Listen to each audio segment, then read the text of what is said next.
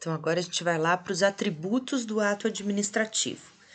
Todo ato administrativo, esse que tem efeitos imediatos, ele se presume legítimo e verdadeiro, ele tem imperatividade, autoexecutoriedade e tipicidade. Primeira característica, o primeiro atributo do ato, presunção de legitimidade e veracidade. Bom, primeiro, a gente tem que ver se o ato está em conformidade com a lei, né? O ato tem que observar a conformidade com a lei até que se declare sua invalidade. Então, ele vai ser considerado válido até que se desconstitua sua validade. Segundo, presunção de verdade sobre os fatos. Os fatos, as razões de fato que motivaram esse ato, elas têm que ser verdadeiras e têm que existir, né? Presunção de verdade sobre os fatos. Tanto a legalidade quanto a veracidade são elementos importantes e eles são atributos do ato. Todo ato administrativo vai ter presunção de legalidade e de veracidade.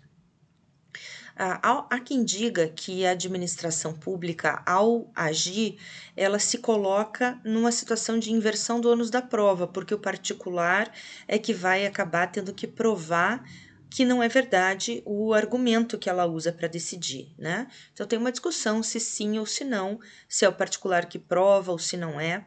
É uma discussão que não termina. E a fé pública é que leva a gente a reconhecer a presunção de que ele é verdadeiro e legal. Então, essa é uma característica ou um atributo do ato administrativo. Imperatividade. Imperatividade é o atributo pelo qual os atos eles se impõem a terceiros, independente da sua concordância.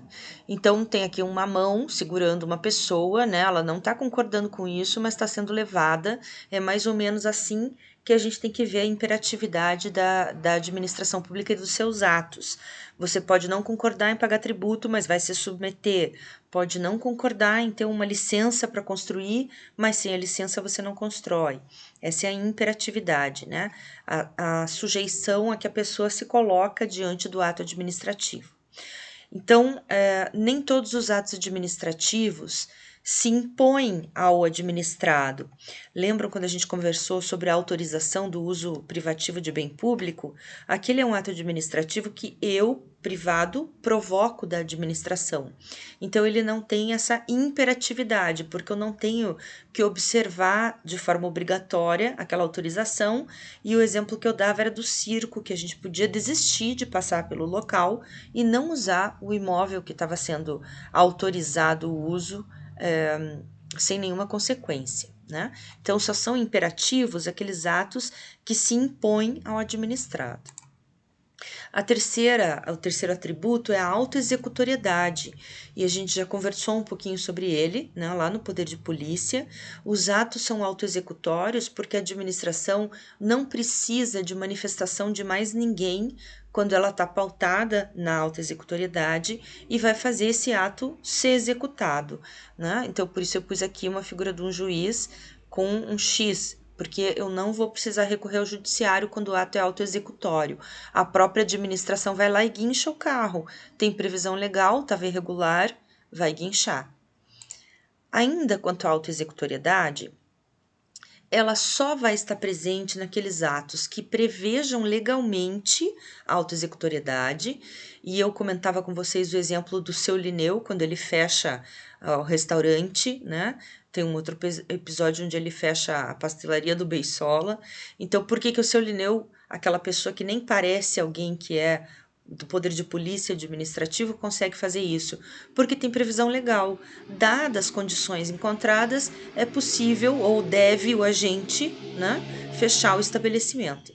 A previsão legal confere autoexecutoriedade ao ato.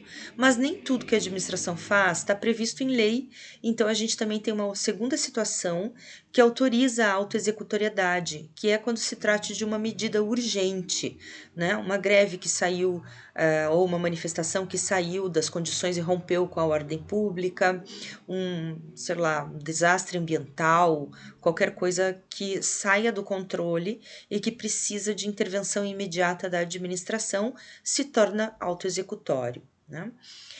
Eu anotei aqui para vocês que alguns autores desdobram a autoexecutoriedade em exigibilidade e executoriedade. Os dois dizem respeito a atos autoexecutórios. A gente conversou um pouquinho sobre isso no Poder de Polícia, mas eu quero deixar isso reforçado. Dentro da autoexecutoriedade, a gente tem meios de exigibilidade, que geralmente são considerados aqueles meios indiretos, aqueles desincentivos, né? Uma multa é um meio indireto para fazer o condutor andar dentro da velocidade prevista em lei. E a executoriedade são os meios diretos, e aqui sim a gente está falando da força, da coerção, e eu coloco o exemplo da apreensão, uma apreensão de mercadoria, né?